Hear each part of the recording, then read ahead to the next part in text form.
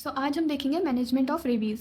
Rabies क्या होता है? ये एक ऐसी बीमारी है जो बहुत ज़्यादा फेटल है। मतलब इसमें अगर किसी को सिम्टम्स आ गए हैं तो 100% उसकी डेथ निश्चित है। तो रेबीज़ क्या होता है? डॉग बाइट से होता है। इन जनरल सबको पता है, डॉग के सलाइवा में एक वायरस होता है, रेबीज़ वायरस, जो कि बुलेट शेप का वायरस होता है और ये मल्टीप्लाई करता है और मसल्स के अंदर आता है। हमारे मसल्स के थ्रू ये रेट्रोग्रेड मूवमेंट करके हमारे सीएनएस तक पहुंचता है। ये ब्रीफ है, ओवरव्यू टाइप है।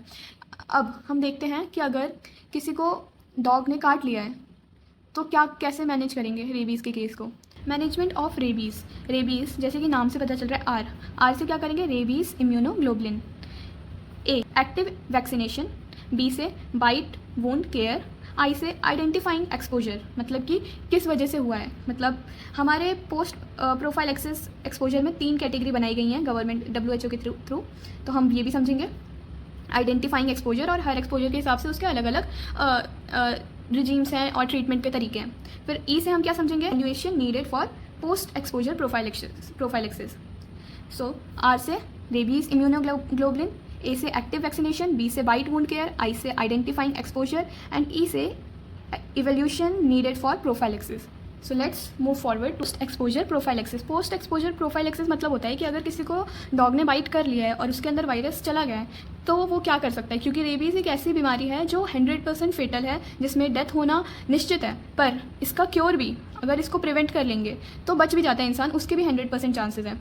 या तो इंसान मर जाएगा, या अगर वो वैक्सीनेशन करवा ले और उसके प्रोफाइलेक्सिस कर ले तो वो बच जाएगा। इसका कोई ट्रीटमेंट नहीं है, इसका प्रोफाइलेक्सिस है। प्रोफाइलेक्सिस मतलब होता है कि बचने के तरीके। सो लेट्स, अच्छा, इसको समझने से पहले हम समझेंगे कि क्या क्या तरीके होते हैं प्रिवेंट करने के रेबीज़ को। So let's move forward. Dog bite हो गया है, घबराओ मत। अगर सही टाइम पे एक्शन लिया जाए तो रेबीज़ 100% प्रिवेंटेबल है। सबसे पहले करेंगे लोकल वुंड केयर, जिसकी वजह से largely decrease chances of rabies. सही बात है, जिस जगह अगर काटा है डॉग ने और वायरस गया है बॉडी में, तो सबसे पहले उस जगह पे काम करो ना, वायरस को फिजिकली हटाने की कोशिश करो, धो वहाँ पर साबुन और पानी से। सिंपल है। तो क्या है पहला स्टेप? फिजिकल क्लीनिंग, जिसमें हमें 15 मिनट तक सोप और पानी से धोना है, और इस स्टेप को करने से फिजिकल रिमूवल ऑफ वायरस हो जाता है। बी पे आते हैं। बी क्या है? Chemical cleaning. इसके बारे में क्या है? पोविडोन, आयोडीन या अल्कोहल यूज़ करके। Tetanus toxoid, don't forget tetanus toxoid injection भी देना चाहिए बाइट के केस में। सूचरिंग, टाका लगाना। इंपॉर्टेंट नोट्स, सूचरिंग यानी कि स्टिच जब तक ज़रूरत ना हो बिल्कुल नहीं करना चाहिए। अगर करना ही पड़े तो RIG इन्फिल्ट्रेशन के बाद ही करें। RIG इन्फिल्ट्रेशन क्या है? रेबीज़ इम्यूनोग्लोबुलिन्स उस जगह पे एडमिनिस्टर करें। यह हमारा स्टेप 1 था। अब आते हैं स्टेप 2 पे। स्टेप 2 क्या है?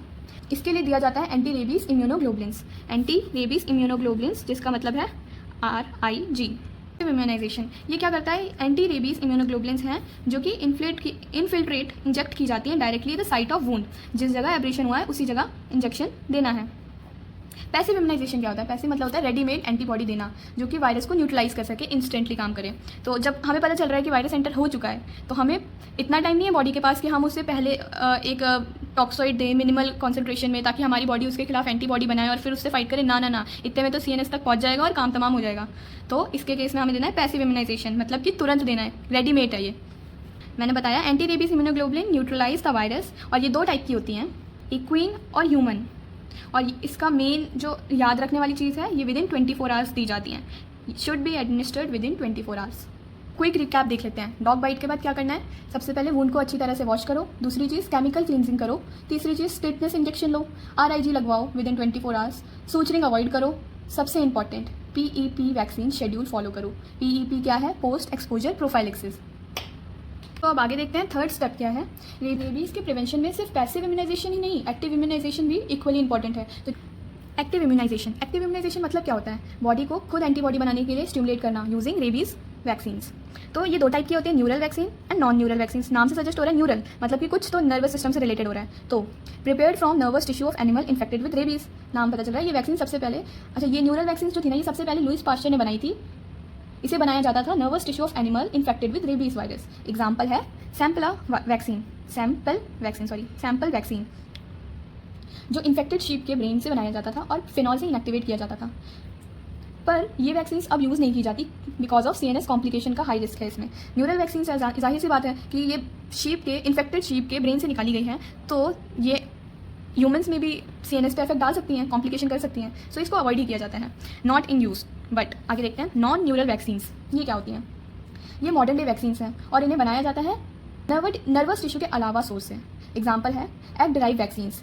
एग डिराइव वैक्सीन्स जैसे कि एलेंटॉइक कैविटी से, जिसका एग्जाम्पल है purified duck embryo vaccine, live attenuated chick embryo vaccine. जैसे कि हमें पता है वायरस को कैसे कल्चर करते हैं, कैसे उस पर रिसर्च वर्क करते हैं, एग के थ्रू करते हैं।